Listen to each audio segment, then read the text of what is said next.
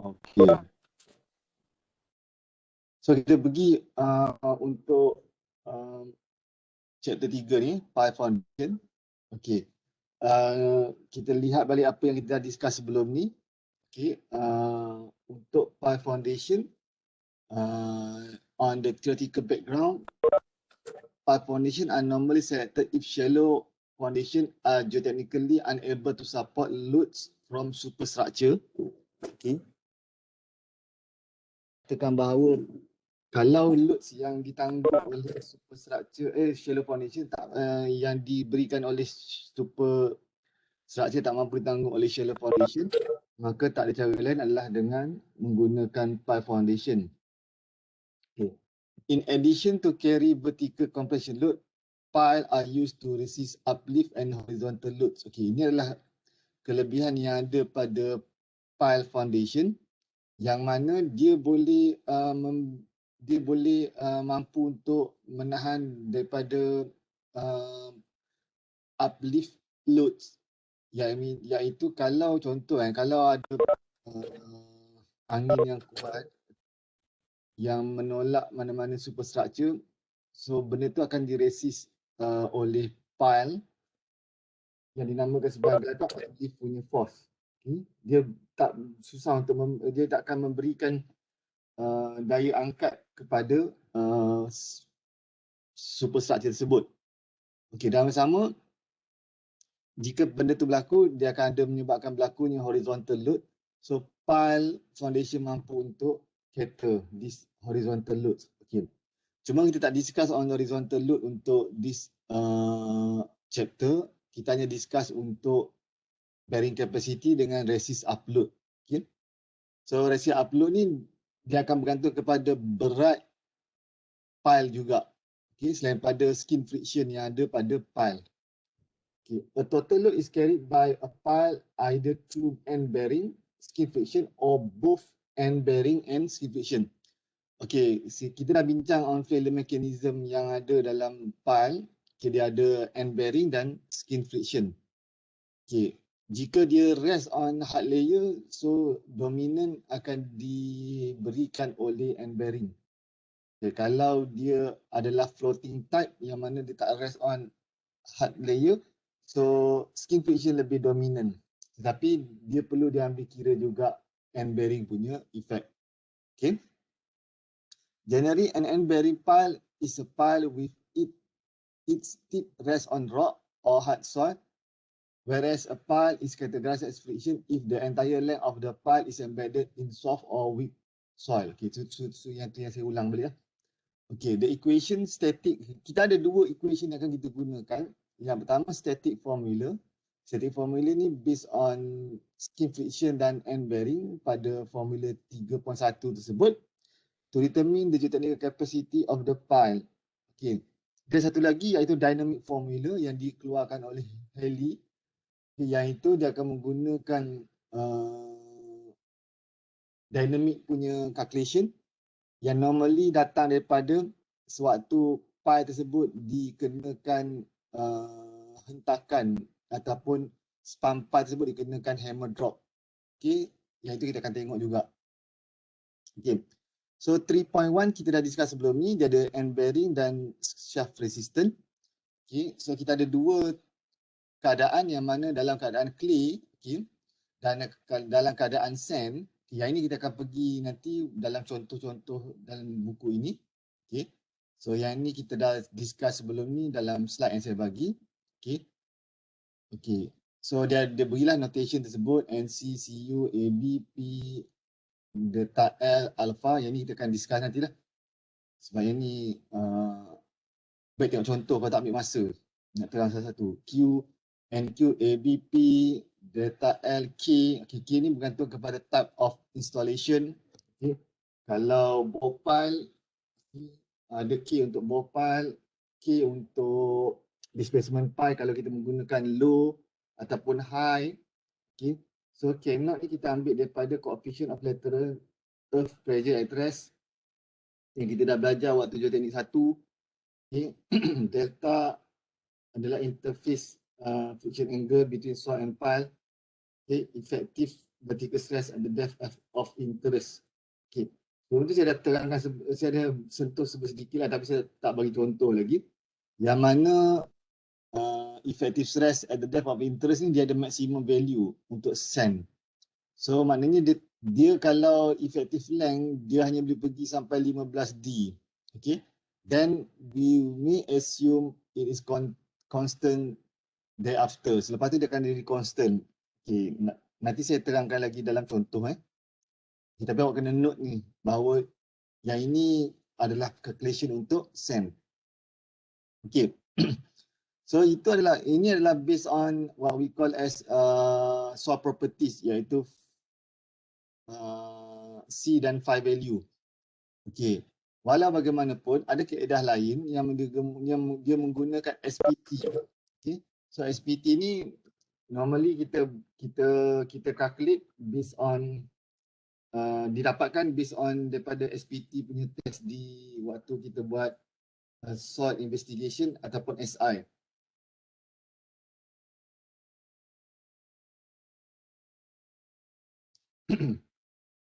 Okay. So kita boleh guna directly daripada SPT value terutama untuk sand. Okay. Tapi ada keadaan kadang saya guna saja sama ada sand untuk clay sebab SPT value dia lebih direct, straightforward. Dia tak perlu tukar kepada what we call as C ataupun phi value. Okay, contoh macam T3.4 ni 40 darab N. N adalah SPT value. Okay. So the average N between 10D and 4D above and below the pile bottom tip respectively. Okay. So contoh maksudnya kat sini, kalau kita ada pile pada tip pada bottom pile tersebut, kita kena ambil SPT value 10D di atas, 4D di bawah. Dan kita dapatkan average. Okay. Contoh kalau pile diameter dia, kita ambil mudah, pile diameter dia 1 meter. Okay. So bila kita nak kira end bearing, okay, pada kedalaman, contoh kedalaman 20 meter punya end bearing, kita ambil 10 meter sebab 10 darab 1D, iaitu 10 darab 1, 10. Dan 4 meter di bawah, iaitu 4 darab 1 sebab D dia 1. So kita kena ambil average berapa nilai SPT 10 meter di atas, 4 meter di bawah. Okay, nanti contoh saya akan tunjuk jugalah. Okay. Dan supaya tidak overestimate, dia letaklah capping kat situ. Okay. Iaitu 400 N times AB. Okay, supaya kita tak overestimate. Kadang-kadang value ni lebih besar, terlampau besar. Jadi untuk ada cap ataupun maximum value, kita kena pakai this 400 times N times AB. Okay. Itu adalah untuk end bearing. Kalau untuk shaft resistant, kita guna this formula iaitu PLFS. So normally untuk shaft resistant kita gunakan perimeter. Maknanya ukur dan darabkan dengan berapa panjang pile tersebut. Okay. So kalau ada beberapa layer, so kita divide dia kepada certain layer dan kita ambil average lah. Okay. So FS dia bergantung kepada type of displacement method, sama ada dia low ataupun high. Okay. So kalau bore pile normally kita istilahkan sebagai low lah, dia tak ada displacement. Okay, maknanya dia cara installation dia tak ada displacement. Dia bukan ditekan, dia di cast in situ. Berbeza dengan span pile. Okay. That is for single pile. Okay. So kita akan belajar juga untuk group of pile. Okay. So this is group of pile punya arrangement. Okay. So macam mana kita nak kira ataupun design untuk group of pile. Okay. Determination of load bearing capacity of group of pile is complicated. Okay. If pile are closely placed to each other, the stress transmitted by the pile to soil would overlap. Okay. Dia tak boleh terlampau dekat. Kalau terlampau dekat dia tak efficient. Okay. Maknanya dia tidak boleh membenarkan failure mechanism terbentuk dengan maksimum. Okay. So cara dia adalah kita kena tahu berapa minimum dan maksimum spacing. Okay? If piles closely placed to each other, the stress transmitted by the pile will overlap. Those reduce the load bearing capacity of pile. In practice, center to center pile spacing is kept to a minimum of 2.5 D. Okay? So jarak antara satu pile ke satu pile minimum mesti 2.5 D. Okay? Dan normally kita guna spacing 3 sampai 3.5 D, okay? Supaya dia tidak overlap dan dia lebih efisien. Okay. So cara untuk kira efisien dia adalah menggunakan this 3.6 punya rumus. Okay. So kalau N new bersama dengan 1, dia adalah efektif lah. Kalau less than terlampau sikit sangat, dia non-efektif dan kita mesti rapatkan dia supaya dia menjadi efektif. Okay. So kita ada N1 adalah number of pile based on row. Okay. N2 adalah number of pile based on column. So total number is 12. Okay. So cara untuk kira dia punya pile capacity, okay, kita mesti buat dua calculation. Okay, as a block or as individual piles. Okay. Dan kita kena bandingkan nanti. Okay, for example, for pile in sand, it is based on simplified analysis to obtain the efficiency for friction pile. The pile may act in one or two ways. As a block, okay, LG is the length of the total groups. BG is the width of the total group. Okay, times dengan length of the pile. So dia akan bentuk dalam bentuk block ataupun dalam bentuk volume. Okay. So as individual piles, kita kira sesuatu dan kita darabkan berapa total pile yang ada. Kalau ni 12, so kita kira menggunakan rumus single pile dan kita darabkan dengan 12. Okay. So acting as a block, this is the formula 3.7, okay, untuk skin friction. Okay, or acting as a pile, same juga seperti mana kita gunakan sebelum ni. Okay, those new bersamaan dengan QG, which is acting as a block, bagi dengan delta QU, iaitu the single pile hasil tambah kepada semua single pile. Okay, so then ataupun the formula can be expressed in 3.9. Okay. So where the center to center, okay, if the spacing is large, new delta L, okay. So dia dalam keadaan yang apa? Dia dalam keadaan yang efektif. Okay, kalau dia less than 1, dia uneffective. Okay. So pile in clay, okay, approach yang sama, step to determine the efficiency of the pile groups. Okay.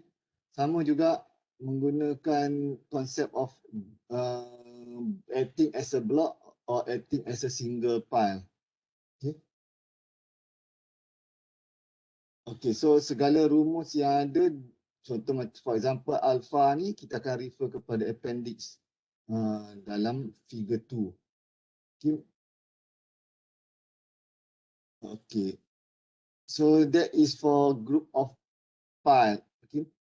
Dan untuk pile yang ada issue of eccentricity, okay, maknanya by right semua design normally kita akan letakkan dia pada center ataupun center of the pile.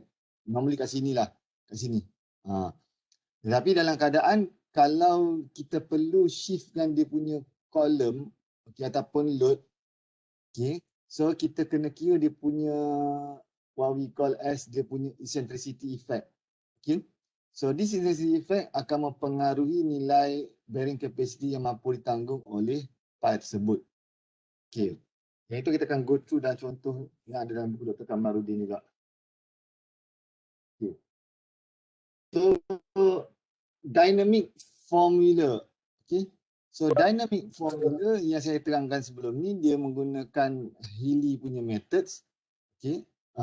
Yang ini kita akan tengok nanti contoh yang ada dalam Healy punya methods. Okay. Sekejap.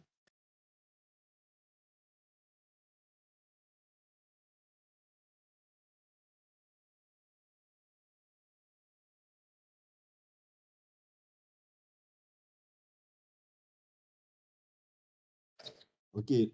So dynamic formula satu lagi kaedah untuk mengira bearing capacity ataupun pile capacity. The most common use is Healy method or Healy dynamic formula. Yang mana menggunakan rumus 3.16 ni. Dan kita kena kira setiap value R, P dan W. Okay. So P is the weight of the pile being driven. Okay, W is the weight of hammer used. Okay, R is the ground resistance. Okay, so bila tengok pada rumus yang ini iaitu R equal to W times NH times nu over S plus C over 2. Okay, so tengok pada rumus yang kita masukkan untuk dapatkan nilai R. Okay, from there we can estimate what will be the QU. Okay, from the dynamic ataupun Healy methods. Okay, so mana yang lebih berkesan? Okay, bagi saya untuk permulaan, untuk estimate, prediction, kita gunakan formula static. Okay, dan waktu kita buat testing tersebut ataupun waktu installation, kita boleh validate menggunakan dynamic formula. Okay. So, dan buatlah comparison dan normally dynamic formula kalau kita ikut menggunakan Healy method, so dia lebih memberi jawapan yang lebih tepat sebab kita test on the actual pile during the installation. Okay. So, untuk sahihkan mana yang betul, at the end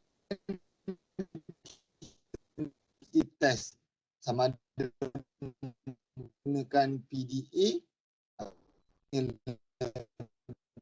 tepat menggunakan maintain load test.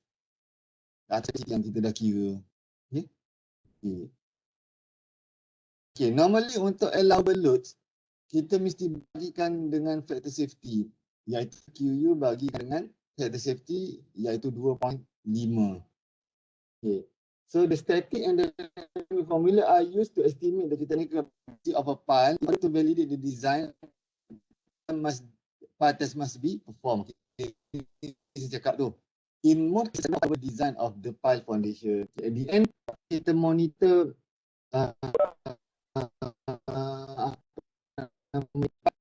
jelas settlement sebab dia tidak boleh melebihi settlement yang dibenarkan.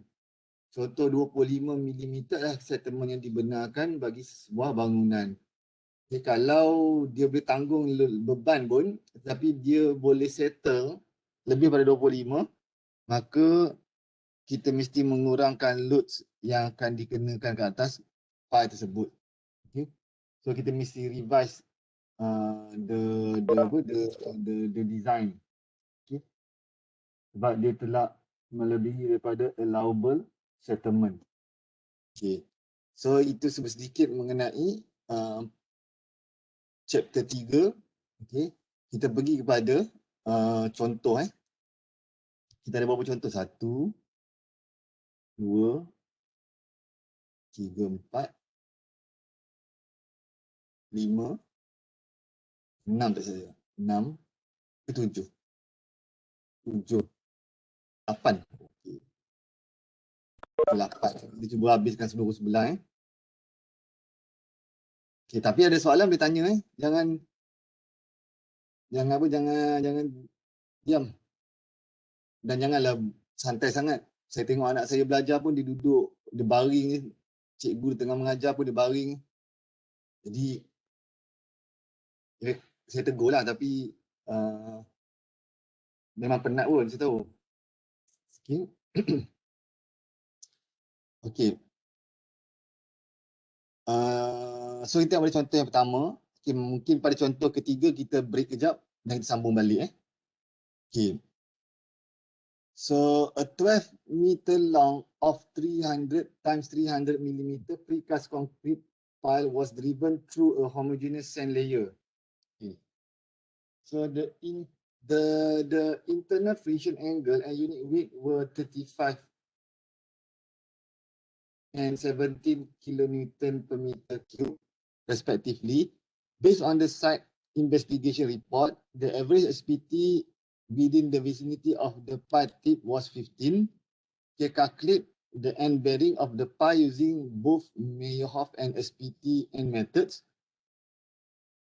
The shaft resistance of the pile using SPT end method if the average end along the pile was 10.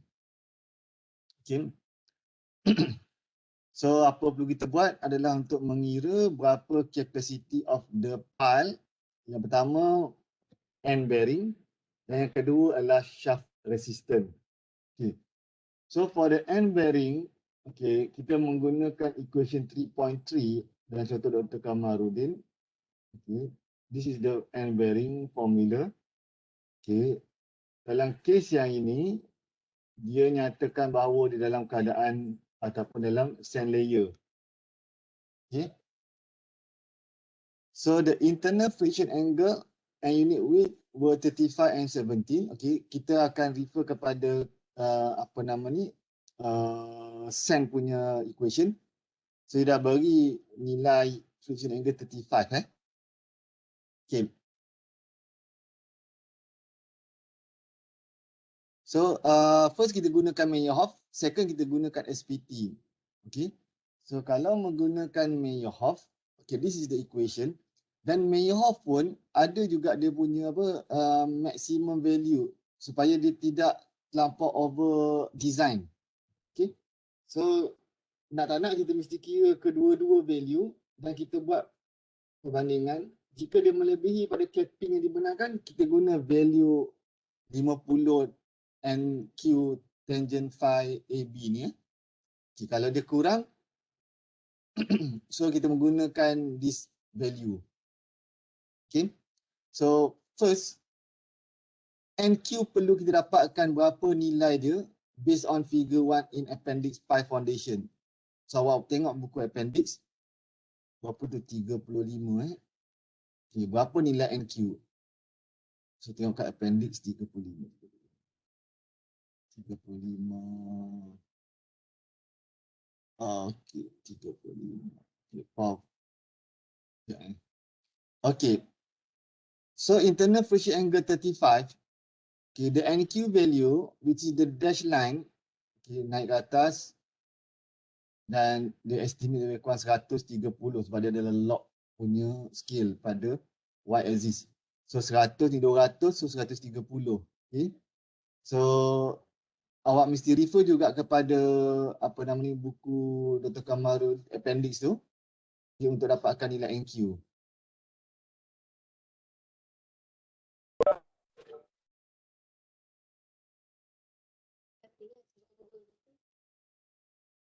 Okay. So the NQ 130, okay, Q, okay. For this example, Dr. Kamarudin tidak menggunakan, dia akan menggunakan tidak pada B ni. Okay. Untuk Q not, Q prime, okay, 17 darabkan dengan 12, which is unit weight darabkan dengan kedalaman. Okay. Okay. Dan AB adalah 0.3 dan 0.3. Iaitu the area. So dapat 2386.8. Okay. Lepas ni Dr. Kamarudin tidak menggunakan lagi sekejap saya tengok atas.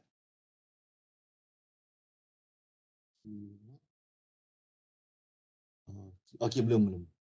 Okay, untuk end bearing dia tak perlu refer kepada this effective length.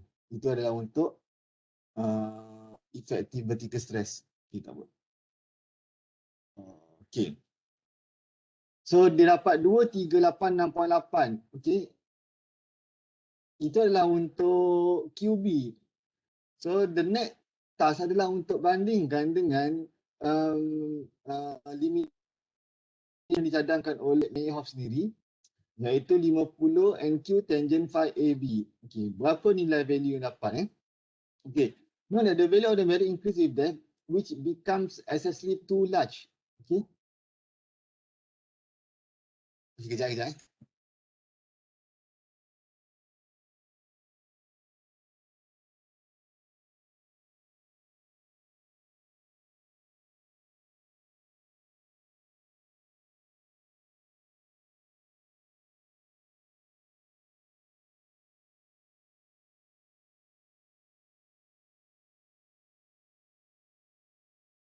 Okay. So then Meyerhoff suggests that this value must be checked with the limiting value. Okay. So the limiting value is 50 times 130, which is the NQ, times tangent 35, which is the phi value 35, times 0.3 times 0.3, so dapat 409.6. Okay. So kita bandingkan this value, okay, dengan QB yang dikira menggunakan equation 3.3 dan kita dapati bahawa dia terlampau besar. So the value of QB yang kita gunakan adalah 409.6. Okay. So benda ni penting sebab saya pun pernah kena tegur waktu saya sit untuk interview bagi PE, Professional Engineer. So dia kata, besar sangat awak punya QB ni. Lepas tu saya terlupa untuk menggunakan limiting value daripada Meyerhoff tersebut. Okay. So then apabila dikira balik, memang kena gunakan Meyerhoff punya limiting value ni. Kalau tak nanti kan kita terlampau overconfident. Okay. Nanti ataupun kita over design waktu substructure tersebut. Okay. Mana kita tahu kapasiti dia besar. So kita kata dia selamat lagi. Okay. So then sebenarnya kalau kita guna limiting value, dia dah cap supaya dia tak boleh lebih this value. Okay. Okay, so that is for the N-Berry menggunakan Meyerhoff. Okay. Kalau kita based on SPT pula, okay, diberi SPT sebagai berapa ni? 15 So SPT 15. Okay, so 40 darab 15 darab AD dan L over D. Okay. Okay, dan didarab dengan apa? AB. Okay, dan kita tengok limiting value berapa? 400 NAB. Okay. So kira je biasa, straightforward ni calculation sebab kita tahu N berapa. Okay. Dan kita check with the limiting value. Okay. Dan kita gunakan value limiting value. Okay. So it can be observed that two methods give different value of QB. It is recommended the lower value should be selected. Okay. So 468 daripada SPT, 490 daripada Meyerhoff. So kita gunakan 468 dalam kita punya design jika kita ada dua methods yang kita dapat atau menggunakan. Okay. So kita gunakan the lower value. That is the suggestion. Okay. That is for the end bearing. Okay. Then for the shaft resistance, okay, dia suruh menggunakan SPT value saja. Okay, with the average of the SPT is 10. Okay, so apa perlu kita buat? 400 darabkan dengan perimeter. Perimeter dalam kes yang ini adalah ukur lilit dia, iaitu 0.3 darab dengan 4 sebab dia adalah square pile. Okay. So darabkan dengan kedalaman ataupun panjang pile 12 meter dan darabkan dengan 2n average. Okay. So the pile is categorized as high displacement pile considering the high volume of soil being displaced during the installation of the pile. Okay. So sebab dia terlampau dalam, so dia memerlukan pressure yang kuat untuk dia masukkan ataupun install. Okay. So in that case dia menggunakan 2n average. Okay. So diberi n average bersama dengan 10. So dapati bahawa the shaft resistance is 288. Okay. Kalau nak menggunakan Meyerhoff, dia tak discuss tetapi kita boleh gunakan. Okay. nanti kita tengok bercontoh yang lain macam ni nak kirakan shaft resistance menggunakan Mayhoff bagi SEM. Okey, ada soalan? Okey, sebelum kita move Doktor, boleh sila. yang dekat yang check limiting value yang 400 Okey. mkb tu, Ya. yang nilai N tu dapat dari mana? Yang 13 tu. Nilai N tak silap saya okey, nilai N sepatutnya 15. Yang ni kan? Tapi so silap kat situ Okey. kan. Silap. Cuba awak kira dapat tak 468 kalau letak 15? Sekejap. Mungkin dia salah masuk tapi mungkin dia kira betul tapi dia salah masuk. Lari jauh. 540 sepatutnya. Okey.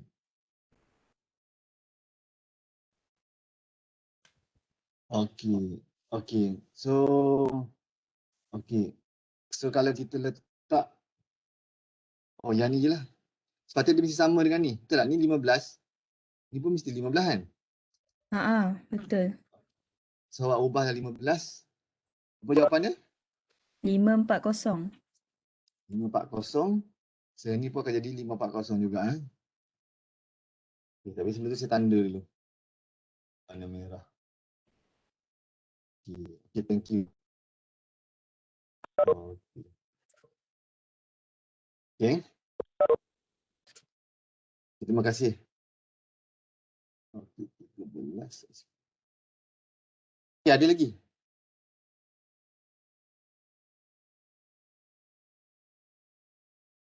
Okay. So kalau ada kita move pada soalan nombor 2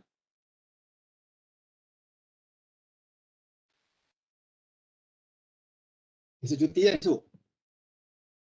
Cuti agung kan? Okay. Okay, soalan nombor 2. Kita baca soalan. Okay, dia beritahu clear Okay. So, automatic kita akan gunakan rumus bagi clear. Okay. Orang tanya, kalau ada mix, macam mana? Okay, nanti ada contoh yang dia ada mix of layer. Maknanya dia ada clay, dia ada sand, dia ada clay. So, kita kena kisah satu. Okay, menggunakan rumus yang berbeza. Sebab tu saya prefer gunakan SPT. So, kita straightforward menggunakan SPT equation sebab kita dah tahu SPT value apa. So, kita kira saja. Nanti ada contoh untuk SPT juga. Okay, yang menggunakan betul-betul SPT value di contoh di site lah. Okay. Saya tengok kat soalan tu dia kata untuk sand saja kan, tapi saya tengok kemarin boleh juga digunakan untuk clay ataupun sand. Asalkan kita ada SPT value. Dan saya pernah buat waktu saya kerja dulu, waktu saya buat praktikal lah. Setahun di company, so memang saya gunakan SPT saja. Okay. Mungkin kebetulan tanah tu banyak sand punya material. Okay, so apabila dikira dan apabila buat PDA menggunakan kapasiti yang dikira, so alhamdulillah dia tak ada masalah lah. Okay. So a 15 meter long of 450 x 450 precast pile will be installed in a thick clay having an average cohesion of 120 kilonewton per meter cube, meter square. Calculate the ultimate load that can be carried if the addition factor alpha is 0.45. Okay. So tengok pada rumus 3.2. Okay, mana rumus 3.2? Okay. So this is the formula CNCAB plus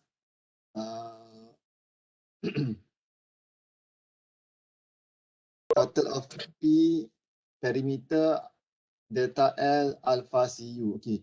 So NC perlu didapat menggunakan appendix 5 foundation tersebut. Manakala alpha pun kita mesti refer kepada addition factor punya chart. Okay. So CU semua tu kita tahu sebab dia dah beritahu average kan. So the average cohesion is 120. Okay, so apa perlu kita buat? CU, okay. Tengok pada appendix 1. Okay, mana appendix 1? So untuk clay menggunakan NC, kalau untuk sand menggunakan NQ. Okay. So NC apabila dia beritahu internal friction angle kosong sebab kita bagi tahu maklumat. Okay. So kita dapati kalau kosong, automatic NC bersamaan dengan 9.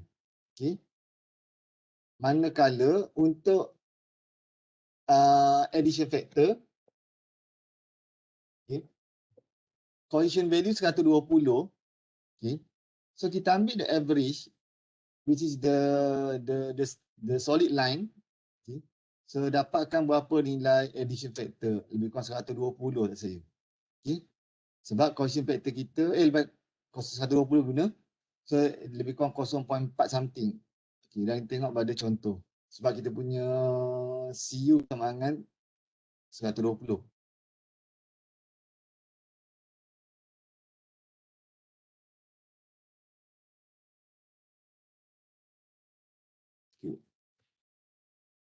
Okay. So 120 is the CU, darab 9, kita dah bincang tadi tu. Darab dengan area. Okay. Lepas itu untuk delta P perimeter 4 darab 0.45.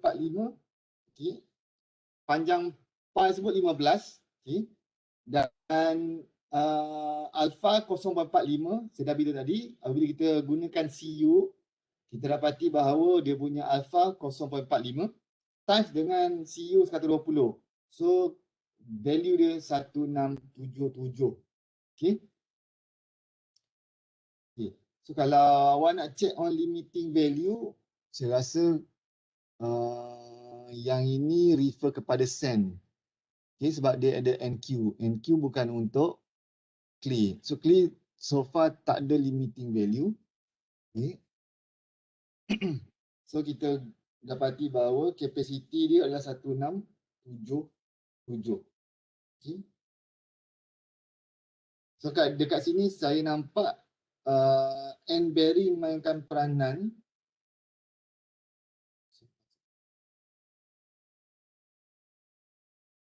Okay.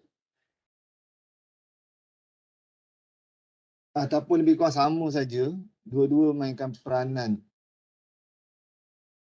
Okay, sebab 120 tak adalah besar sangat dia punya strength. Okay, so ni adalah combination of end bearing dengan shaft resistance. Okay, ataupun floating type, bukan totally end bearing. Okay.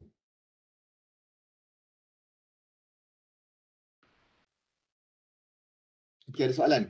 Itu nombor 2. Sebelum kita move kepada nombor 3.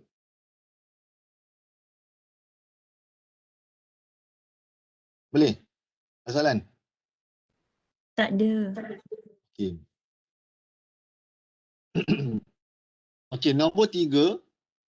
Consider a 350 mm times 350 reinforced concrete pile to be driven into soil layer with a saw profile as shown. Okay. So this is the saw profile. Okay. Determine the allowable load of the pile, assuming the pile will settle sufficiently upon application of load to mobilize the shaft resistance and end bearing. Use an overall factor safety of 3.0. Okay. So statement yang menyatakan bahawa pile will settle sufficiently, okay, menunjukkan bahawa akan berlakunya failure soil tersebut akan demobilize, menyebabkan dia mampu untuk react dalam shaft resistance dan end bearing. Okay. Sebab static formula boleh hanya boleh digunakan apabila kita assume bahawa pile tersebut fully mobilized dalam tanah. Okay. So that is only a statement je lah. Okay. Okay. Solution dia adalah untuk kira berapa nilai end bearing, okay, dan berapa nilai shaft resistance. Okay. Okay. So tugas utama kita settlekan dulu QB sebab QS ni dia akan memerlukan beberapa banyak calculation disebabkan oleh layer yang berbeza. Okay, ataupun source properties yang berbeza. So kalau QB, automatic kita refer kepada CU yang terakhir. Okay, CU yang terakhir ataupun apabila berada di tips of the file. Kalau shaft kita kena pergi satu layer, second layer, third layer. Okay, kalau dia ada combination of clay dengan sand, so kerja dia lagi complicated sebab kita kena guna formula clay dan guna formula sand. Okay, dalam kes yang ni saya rasa dia adalah combination of clay dengan sand ataupun sand dengan clay. Okay. So kita kena kira dahulu end bearing. So end bearing, tengok apa properties yang ada pada tips of the file. Okay. Gamma, sat, cu, alpha. Okay, so tak ada apa nama ni value yang menunjukkan bahawa dia adalah sand. Okay. So dalam kes yang ini kita menggunakan rumus daripada clay. Okay. Okay. So daripada clay 9 darab CU darab AB, so 9 darab 80 darab 0.35 square. So dapat 88.2. Okay, so that is for the end bearing. Okay. So since the shaft of the pile is in clay and sand, ni saya kata dah, dia akan ada sand dengan clay. The pile segment of interest must be identified to ensure that appropriate equation are used to calculate the shaft resistance. Okay. Dia kata untuk 0 sampai 5 meter deep, okay, dia adalah mewakili nilai sand. So tengok pada 0 sampai 5 ada free value 30 tetapi tiada nilai C. So kita katakan memang dia adalah terdiri daripada sand. Okay. So that's why classification penting. Okay, contohlah kalau dia ada C dengan free value, okay, macam mana kita, mana satu formula yang kita nak kena gunakan. Okay. So that's why waktu SI source classification penting sebab dia akan memberitahu apa nilai ataupun apa type of soil. Okay, contoh kalau sandy clay, yang nama belakang tu adalah nama yang dominan. Okay, kalau clayy sand, sand adalah dominan. Kalau sandy clay, clay adalah dominan. Maka kita gunakan formula clay untuk sandy clay. Kalau clayy sand, menggunakan formula sand sebab sand dominan. Okay. Sebab dia akan ada nilai C dan V value. Okay. Okay. So tugas kita adalah untuk menggunakan equation 3.3 nanti, okay, dan untuk mengira berapa nilai capacity ataupun shaft resistance bagi sand. Okay. So this is equation 3.3. Okay. Whenever necessary to calculate shaft resistance in sand, the length, okay, ni effective length yang saya beritahu awal. Okay. So kalau kita nak gunakan equation untuk sand, tugas utama kita tahu je sand, kita gunakan this L prime, iaitu kedalaman pile tersebut, kedalaman yang perlu dikira dalam this equation terdapatkan effective stress, okay, adalah 15 darab dengan D. So dalam kes yang ini, D adalah bersamaan dengan 0.35. Okay, walaupun dia bukan dalam keadaan bulat, dia segi, dia adalah 4 segi. So maka kita mesti menggunakan apa nama ni 15D. Okay. So from the ground surface beyond which the effective stress is assumed to be constant must be determined. Note that the shaft resistance is influenced by the effective stress.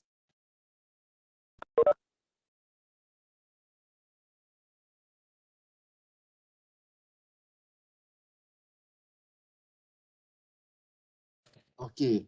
So L effective equal to 15 times 0.35. So kita dapati bahawa dia bersama dengan 5.25. Okay. So ni awak kena take note betul Okay. So apa pula awak buat lepas itu? As the effective stress varies with depth, sketch the effective stress distribution from the ground surface to L effective and deeper.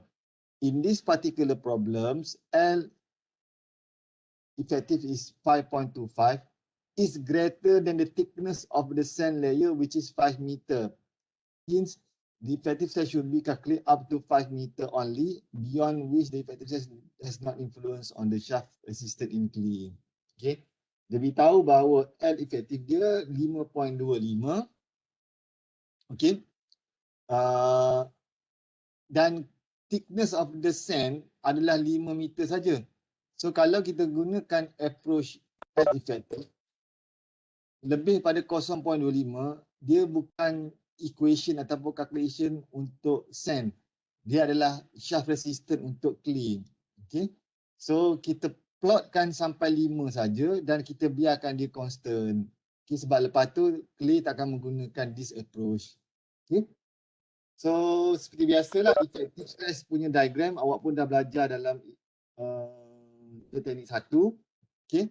So 17 darab 3 51. Okay. Kalau ada water mesti ditolakkan dengan 10 sebab dia menggunakan effective stress punya konsep. So dapatlah 67. So this is the plot. Okay, this plot mesti digunakan untuk masukkan ke atas this value. Okay. Nampak ni effective stress. Okay. Okay. So kita selesaikan satu persatu dahulu. Okay. Note that the sand layer is divided into two segments due to the presence of water table. To simplify the calculation, use the average value of the effective stress in each layer of interest from the ground surface to the depth of 3 meter. Okay. Pada 0 sampai 3 meter. P adalah perimeter darab dengan kedalaman 3 meter saja. K diberi 0.7. Okay, K 0.7 diberi ni. Okay. Darab dengan 51 bagi dengan 2. Sebab apa? Sebab 51 campur 0 bagi 2. Okay. Saya tambah campur 0 supaya awak faham. So 0 adalah ataupun 0 dahulu baru 51. Okay. Sebab kita ambil average. Okay. So 0 yang ini, 51 yang ini. So bagi 2 adalah average of effective stress. Okay. Darab tangent 2/3 30. Sebab apa 2/3 diberi juga delta sebagai 2/3 pi. Okay. So dapat 27.29. Okay. So pada 3 sampai 5 meter sama juga, tak ada beza pun. Dan ini pun ambil average dan kita dapat 40.09. Okay. So selesai untuk sand. Okay. So untuk 5 sampai 21 meter, okay, menggunakan equation daripada clay, yang ini pun tak ada isu. Sebab clay kita dah bincang sebelum ni. Untuk end bearing, kita dah tahu beberapa properties CU. So terus saja guna 4 darab 0.35 darab 16 darab 0.6 darab 80. 0.6 datang mana? 0.6 datang kat sini. Okay, the addition between pile dengan soil. Okay, so dapat 107.175.2. So then masukkan semua value semua, terdapat 1, 2, 3, 1. Okay, that is for the Q ultimate. Sekarang kita perlu dapat adalah Q allowable. Okay. So Q allowable diberi factor safety samaan 2.3. Jadi safety samaan 3. Okay. So kita bahagikan saja dengan 3 untuk dapat 410. Yang ni Dr. Kamarudin diterangkan, some designer prefer to apply different value of safety to shaft resistance and bearing, while the rest use the overall safety. The allowable loads of the pipe can be determined using the following expression. So dapat 410. Okay. Ada soalan?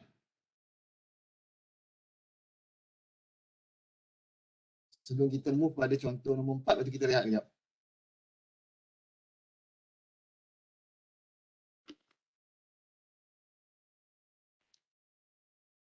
Tak ada soalan doktor. Ada Awak kena ni ataupun kena go through balik. Nanti saya share recorded ni dalam YouTube.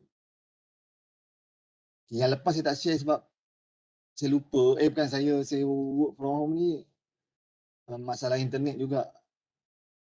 Kena limited. Kena limit lah. Okay. So pergi pada contoh yang keempat Okay. Consider a closed-ended span reinforced concrete pile with a diameter of 400 mm as illustrated. Okay. Note that the groundwater table is above the ground surface. Okay. So groundwater level lebih tinggi pada dengan ground surface. Okay. So this is the diagram. Dia ada clay, sand, clay. Okay. Calculate the end bearing. Okay. Itu yang nombor A. B. Determine the value of the shaft resistance in the sand layer. Okay. Dia tentukan berapa shaft resistance pada sand layer saja. Okay. If the top 15 meter of the saw profile is sand underlain by clay and the groundwater table is at the ground surface, calculate the shaft resistance of the sand layer. Use sand properties as shown. Okay. See, kalau yang ini di-replace oleh sand, so 0 sampai 15 sen saja dengan keadaan yang sama. Okay, berapa nilai shaft resistance pula? Okay, untuk sen saja. So A end bearing straightforward lah. Gunakan end bearing 9 CU 9 darab CU darab AB. Okay. So dapati bahawa sebenarnya ni adalah NC tapi dia terus beritahu 9 sebab dia adalah clay. Okay, 9 darab 150 darab area. So dapat 214.7. Okay, so kita repeat balik example yang sama sebelum ni, iaitu dapatkan L prime. Sebab dia suruh consider sand saja. So L prime untuk sand significant untuk dikira pada peringkat awal. So mana kalau awak tahu soalan pada sand, awak kira terus L prime. Okay. Kalau dia ada mix sand, clay sand, kira dulu L prime supaya kita tahu bahawa apabila sand nanti kita limitkan dia punya L prime. Okay. Okay. So determine L equal to 15D. Okay. To locate the critical depth beyond which the effective vertical stress is assumed constant. Okay. 15 darab 450. 6.75. Seperti biasa, draw the distribution profile. Okay. Since the effective stress in the sand layer is based on the effective stress at L prime. Okay. So maknanya L prime tu dikira berdasarkan kepada kedalaman clay. Kan? Clay 7 meter, so dia tak melepasi kedalaman ataupun dia tak pergi kepada sand. Okay, so properties yang kita gunakan adalah properties daripada clay saja. Okay. So at the ground surface, jangan awak ambil pada air, awak ambil pada ground. Sebab effective stress hanya berlaku di dalam ground, bukan termasuk air. Okay. So pada sini, turunkan sampailah 6.75 seperti mana yang ini. Okey, 19 tolak 10 darab 6.75 dapat 60.75. Okey. So daripada situ start constant sampailah habis kepada sand layer iaitu 15 meter. Okey. Okey. So to calculate the shaft resistance in sand, use equation 3.3. Okay. Iaitu 5 darab 0.45 darab 8 darab 0.7 darab 60.75. Okay, the value of the effective stress darab tangent 0.8 darab 35. So dapat 255.7. Okey. Semua maklumat ni diberi iaitu K value. Apa K value? K value 0.7. Okey, diberi 0.7. Okey. Semua diberi. NQ diberi 130. Itu kalau memerlukan apa untuk mengira apa? End bearing lah. Tapi dalam kes ni tak ada end bearing kan. Okay. So that is for the B. So untuk C, okay, dalam keadaan yang ini dia kata dia tukarkan kepada sand. So kalau sand kita gunakan properties of sand, automatic saturated in weight jadi 18 instead of 19 Okay. So 18 tolak 10 darab 6.75 dapat 54. The same approach, tak ada beza pun. Okay. Dan dia turun ke bawah. Cuma yang membezakan adalah kita kena ada dua segmen pengiraan yang berbeza lah. Sebab yang atas ni adalah sampai 54 dan yang bawah ni dia constant sampai 15. Okay. So 0 sampai 6.75, 54, saya tulis kosong lah. Kosong, campur. Bawa faham? Okay. Bagi dengan 2. Okay. Dan untuk yang berikutnya adalah 54 saja. Okay. Sampai ke bawah. Sampai 15 meter. Okay. So ni adalah 15 tolak dengan 6.75 lah. Untuk dapat the length of certain segment. Okay. So dapat 330.4 bagi soalan C. Okay. Okay. Ada soalan?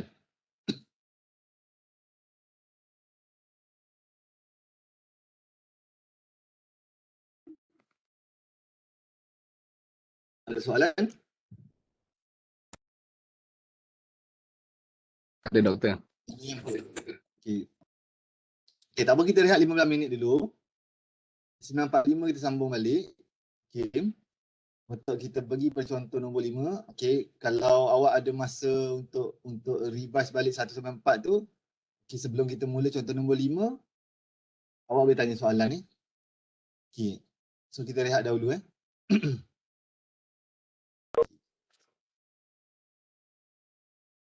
Stop.